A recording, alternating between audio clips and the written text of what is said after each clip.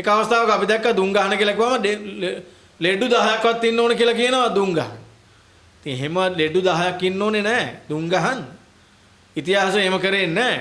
අනිත් මේ වාර්තා වෙන රෝගීන්ගේ ප්‍රමාණය සත්‍ය ප්‍රමාණය නෙමෙයි. වාර්තා වෙන රෝහල වලට එන ප්‍රමාණය. පෞද්ගලික අංශයට යන රෝගීන් හරියට වාර්තා වෙනවද? ප්‍රශ්නයක් තියෙනවා. වාර්තා කරන්න ඕන නීති ඒකයි. වෙනවද? ප්‍රශ්නයක් තියෙනවා.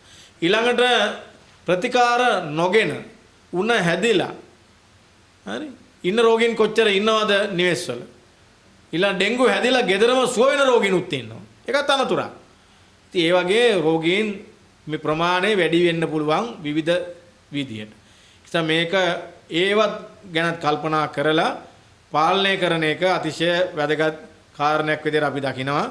ඒක නිසා අපි සෞඛ්‍ය ඇමතිවරයාට කියන්නේ ආණ්ඩුවට කියන්නේ ජනාධිපතිවරයාට කියන්නේ මේක නිකන් ප්‍රශ්නේ බරපතල බව තේරුම් අරගෙන කටයුතු කරන්න. නැත්නම් ජනතාවත් අමාරු වැටෙනවා සෞඛ්‍ය කාර්ය මණ්ඩලයත් අමාරු වැටෙනවා.